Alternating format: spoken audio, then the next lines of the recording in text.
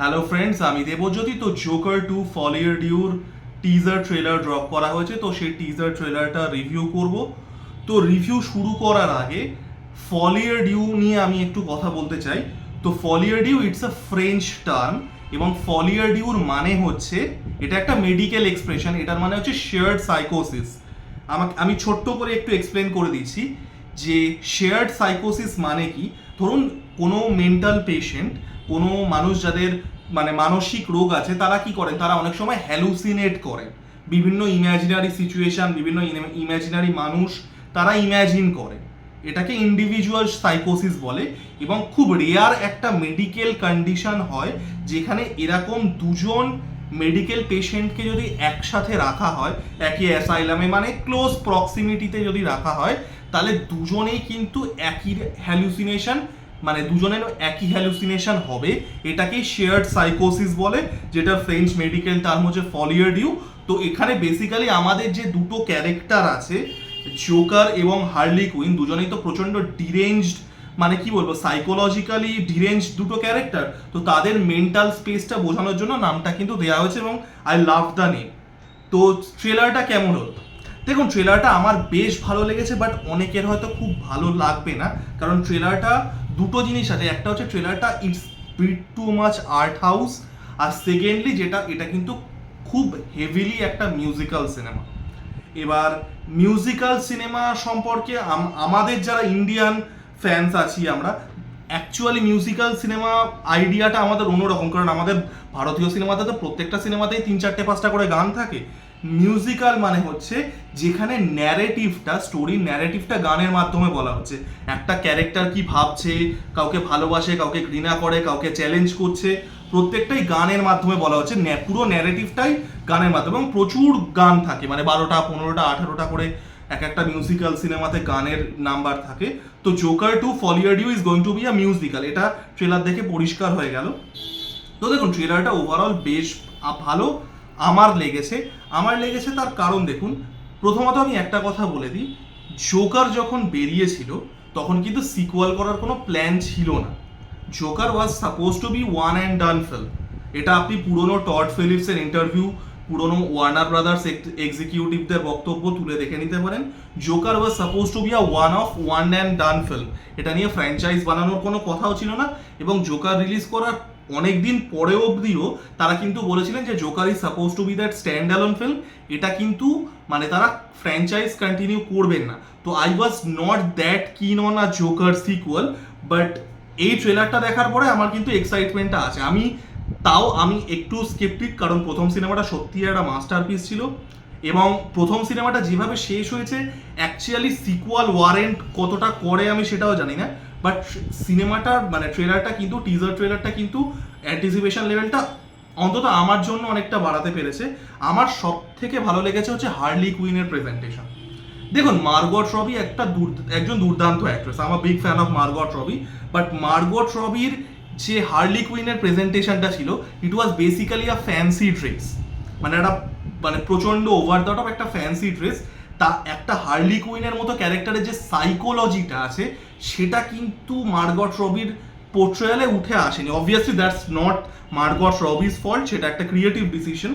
এখানে কিন্তু সেটা উঠে এসছে। লেডি গাগাকে কিন্তু জাস্ট দারুণ লাগছে, মানে lady Gaga is the strongest element of this trailer. এবং লেডি গাগা কিন্তু ভালো অ্যাক্ট্রেস, আপনারা হাউস অফ গুচি দেখতে পারেন। Lady Gaga is a genuinely good actress. A star is born তো আছে ব্র্যাডলি কুপারের সাথে, হাউস অফ গুচি আছে। She is a very good actress. এবং তার যে প্রেজেন্টেশনটা, এখানে কিন্তু হার্লি কুইনের ক্যারেক্টারটাকে ঠিক ইকুয়ালি, যেটা আমরা ফার্স্ট জোকারের ক্ষেত্রে দেখেছিলাম যে সেটার একটা সাইকোলজিক্যাল ডিকনস্ট্রাকশন, এটা কিন্তু আমরা হার্লি কুইনের ক্ষেত্রে দেখতে পাচ্ছি। হার্লি কুইনের জাস্ট একটা ফ্যান্সি ড্রেস না, একটা ওভার দ্য টপ সাজ না, তার যে সাইকোলজিটা সেটা সুন্দরভাবে উঠে আসছে। এবার প্রথম জোকারের গল্পটা কি ছিল, যে একটা মানুষ যে সমাজের দ্বারা, মানে সে এতটাই রং হতে হতে হতে হতে he is becoming that this monster, this super villain, যেটা অ্যাকচুয়ালি একটা মানে মানে একটা কমিক বুক স্টোরি হলো, যেটা প্রচণ্ডভাবে রিয়েল ওয়ার্ল্ডকে রিফ্লেক্ট করে। আমেরিকার হেলথ কেয়ার সিস্টেম, টপ 1%, মানে মেন্টাল হেলথ, খুব রিয়েল ওয়ার্ল্ড প্রবলেমকে, একটা কমিক বুক হলেও খুব রিয়েল ওয়ার্ল্ড ইস্যুকে মিরর করে।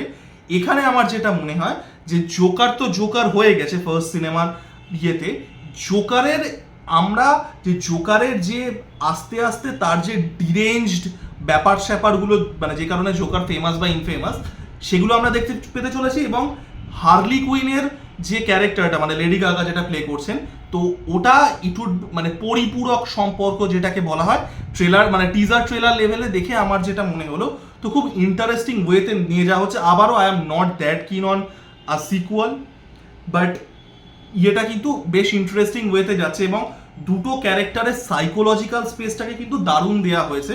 এবং কিছু মানে স্ট্যান্ড আউট শর্টস তো আছে, কিছু স্ট্যান্ড আউট ডায়লগ আছে। Don't be a rainbow to the world that is colour blind, ওই ডায়লগটা সুন্দর। লাস্টের যে ডায়লগটা আছে, I thought my life was going to be a musical but sorry I thought my life was going to be a comedy but it's a musical, এইটা দারুণ। এবং লাস্ট যে শটটা আছে, যে যেখানে হার্লি কুইন লিপস্টিক দিয়ে এক কাঁচের ওপরে হাসি এঁকে দিচ্ছে এবং জোকার সেই মানে ঠোঁটটা ম্যাচ করে হাসছে, দ্যাট সিন ওয়াজ পারফেক্ট। তো স্ট্যান্ড আউট সিনস থাকবে, যেটা ফার্স্ট সিনেমাতেও ছিল, প্রচুর সিনস ভাইরাল হয়েছিল, বিশেষ করে যে ওই স্টেয়ারওয়েসের ওপর জোকারের নাচার যে সিনটা ছিল সিগারেট মুখে নিয়ে, তো এইরকম মানে সিনও থাকতে চলেছে আমরা বুঝতে পারছি, স্ট্যান্ড আউট সিন মানে যেগুলো অ্যাজ আ সিন মনে থাকবে। এবং প্রথম সিনেমার আমার যেটা ভালো লেগেছিল সেটা হচ্ছে সিনেমাটার কালার প্যালেট। সিনেমাটা মানে ফার্স্ট সিনেমাটাতে একটা খুব স্যাফায়ার টিন্টেড একটা কালার প্যালেট ছিল, যেটা দুর্দান্ত দেখতে লেগেছিল। এই সিনেমাটাতে কিন্তু একটু মানে ওয়াশড আউট, একটু ফেড কালার ইউজ করা হয়েছে, যেটা অ্যাকচুয়ালি ভালো লাগবে, কারণ এটা তো মিউজিক্যাল। তো মিউজিক্যাল নাম্বারগুলো যখন ব্রেক আউট হবে, যে ওই যে মানে একটা হলিউডের মিউজিক্যালের যে গ্লিটস অ্যান্ড গ্ল্যামারটা থাকে, ওখানে কিন্তু দুর্দান্ত একটা কন্ট্রাস্ট তৈরি হবে, বড় স্ক্রিনে দেখতে কিন্তু জাস্ট ফাটাফাটি লাগবে। তো আমার এই এলিমেন্টগুলো ভালো লেগেছে। লেডি গাগা ওয়াজ অ্যাবসলিউটলি ফ্যান্টাস্টিক। এবং স্টোরি লাইন লেভেলে আমি যেটা বললাম যে it is not going to be a comic book story, মানে আমরা যেটাকে কমিক বুক সিনেমা বলি, এটা সেটা হবে না। এটা এখানে জোকারের কিন্তু তার একটা সাইকোলজিক্যাল এবং ফিজিক্যাল জার্নি দেখানো হবে, এবং হার্লি কুইনের মেন্টাল স্পেসটাকে এক্সপ্লোর করা হবে, এবং কিভাবে জোকার এবং হার্লি কুইন মানে একই কয়েনের দুটো দিক, সেটাকে এক্সপ্লোর করা হবে। আই লাভ ইট।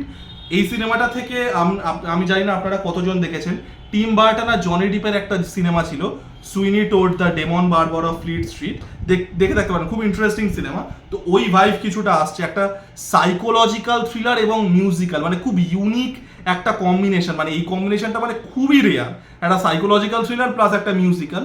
তো দেখা যাক কিরকম কি এক্সিকিউশন লেভেলে হয়। টিজারটা আমার বেশ ভালো লেগেছে, হয়তো অনেকের ভালো লাগবে না, because it's too art house, বেশ আর্ট হাউস ঘেঁষা। বাট যাই হোক, আপনাদের টিজারটা কেমন লাগলো, টিজার ট্রেলারটা কেমন লাগলো জানাবেন। লাইক, কমেন্ট এবং সাবস্ক্রাইব করে আমার পাশে থাকুন। ধন্যবাদ।